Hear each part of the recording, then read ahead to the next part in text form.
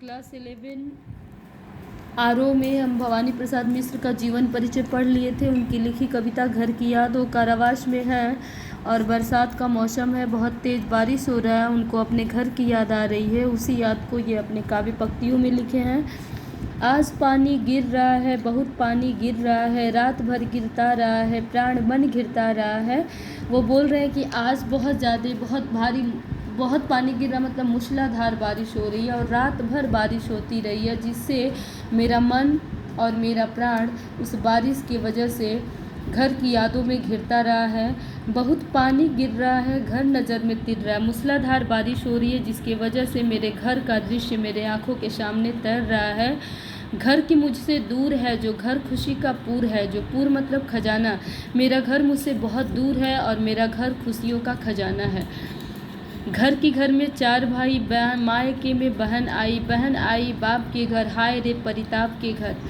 घर की घर में सब जुड़े हैं, सब कितने कब जुड़े हैं, चार भाई चार बहनें, भुजा भाई प्यार बहनें। घर की घर में चार भाई, बोल रहे हैं हम लोग अपने घर में चार भाई और चार बहन है। मेरी बहन इस समय मायके में आई होगी अपने बाप के घर, अपने पिता के घर, लेकिन इस समय उसके पिता का घर उसके लिए परिताप का घर होगा, कष्ट का घर होगा, क्योंकि मैं यहाँ कारावास में हूँ और मेरे घर में मेरे लिए लोग दुखी होंगे। घर की घर में सब जुड़े हैं, मेरा घर ऐसा है जिसमें सब लोग एक दूसरे से जुड़े हुए हैं। सब कितने कब जुड़े हैं, ये बहुत दिनों से सब लोग एक दूसरे से जुड़े हुए हैं।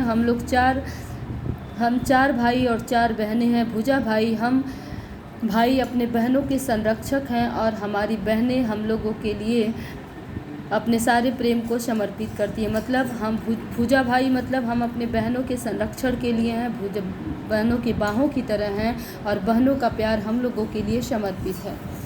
और माँ बिन पढ़ी मेरी, दुख में वह गढ़ी मेरी, माँ की जिसकी गोद में सिर रख लिया तो दुख नहीं फिर। बोल रहे हैं अपनी माँ के बारे में कि मेरी माँ है जो अनपढ़ है, वह मेरे दुख में गढ़ी है, दुखी है। मेरी माँ ऐसी है कि जिसके गोद में सिर रख के यदि सो जाए तो दुनिया का कोई भी दुख मुझे पीड़ित नहीं करेगा। माँ की जिसकी स्नेह धारा का यहाँ तक भी पसारा, मेरी माँ का स्नेह ऐसे है जो यहाँ तक मुझे उसका स्नेह मिलता रहता है।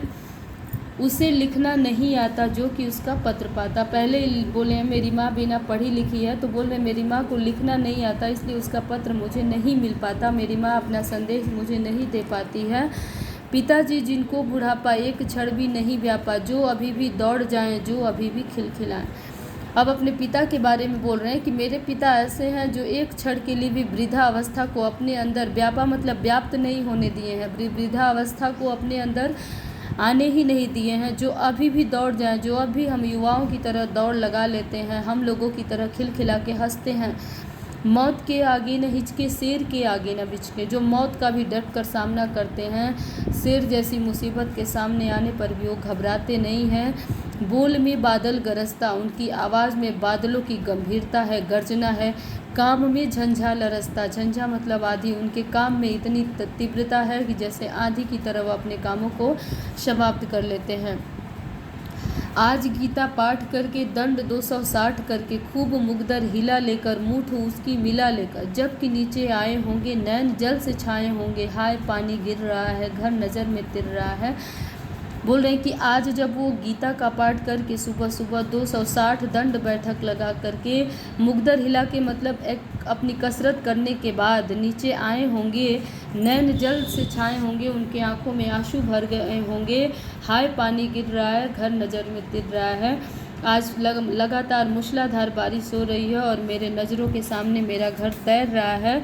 उनकी आंखों में आंसू इसलिए आए होंगे क्योंकि नीचे बता रहे हैं चार भाई चार बहनें, भुजा भाई प्यार बहनें। हम चार भाई बहन हैं, एक दूसरे का प्यार समर्पित है। वो उनको खेलते या खड़े होते नज़र आए होंगे और उन्हें मेरी याद आई होगी, इसलिए उनकी आंखों में आंसू भर गए होंगे। बाकी कल पढ़ते हैं।